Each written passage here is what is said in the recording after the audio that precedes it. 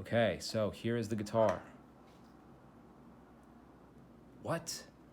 Yes, I got rid of the rosewood neck. So I replaced it with the neck from that other guitar that we killed. So it is reborn. It's an organ transplant, a neck transplant. I don't think that's a thing. It is now. So this is the neck from that guitar, and this neck is great. I love this neck. It's what made me buy the guitar. If you want a good neck, buy a Squier Classic Vibe. You'll get a good neck, if nothing else. So I love this neck, and it plays great on here. It's kind of the nice vintage gloss tint too, so really kind of fits with the rest of the guitar.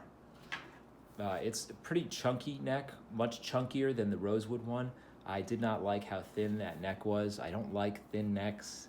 I like to dig in and bend notes and play kind of hard, and it's nice to have the neck offer resistance to your hand.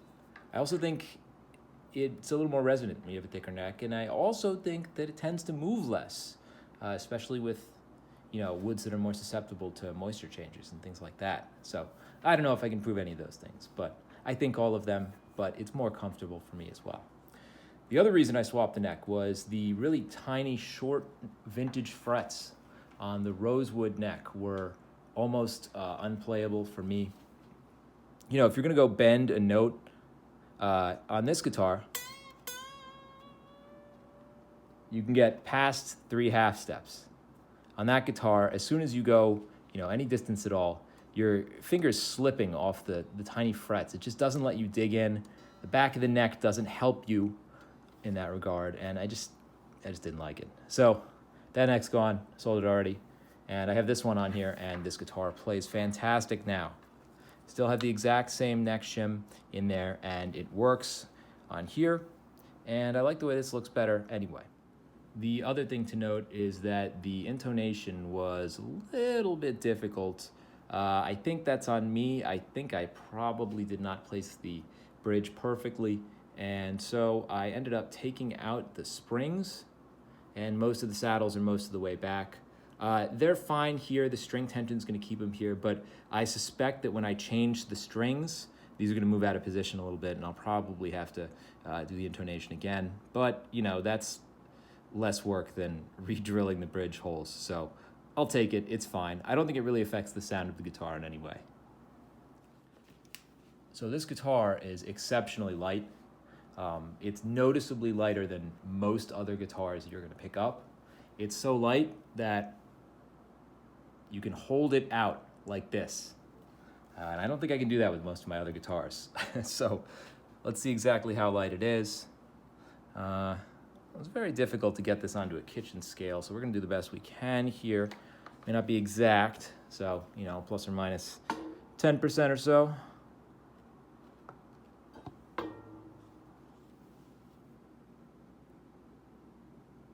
Look at that. 6 pounds, 9 ounces. That's a remarkably light guitar. Okay, so now it's time to see what it sounds like. So I let the strings and the neck settle for a few days before I did this tone test. But I'm just going to play through a little jam, a demo jam that I made. It's not very good. Neither is the playing, but, well, you'll see what it sounds like. And here is the gear that I used for this demo.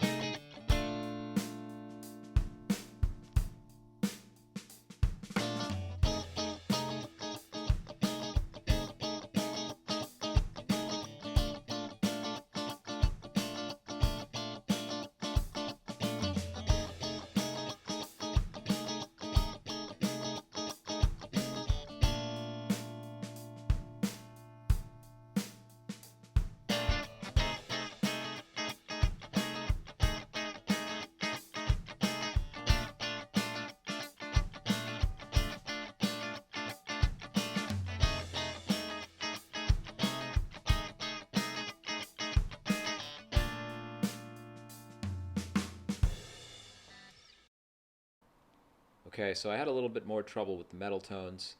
I've never been good at getting heavy sounds out of a single coil Strat, and this was no different.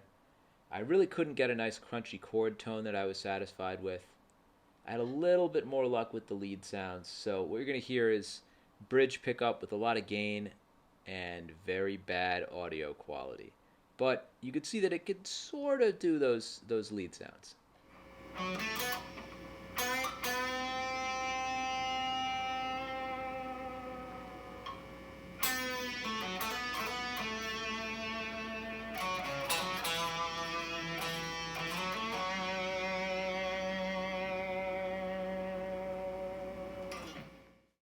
Okay, now that you've heard it, time for my finishing thoughts on the build. It's definitely a different animal than a tremolo Strat. I noticed this right away when I started playing it. It's a little harder to play, a little harder to bend, a little less slinky than your traditional Strat bridge. But I think that bridge also changes the sound of the guitar a bit, and I love what it does to the sound. So everything just seems a little bit snarlier, a little bit punchier than a normal Stratocaster. But with that said, you also don't lose any of the glassiness or the clarity, which is why so many people love a single coil Strat. And when you put it in positions 2 and 4, you really just get that mean quack, and it just makes me think of Robert Cray every time I start playing it. And I think it makes me play a little bit different than the other Strats I have. So I'm pretty pleased with this guitar. It's given me something that I didn't already have in my arsenal, and that makes it worthwhile.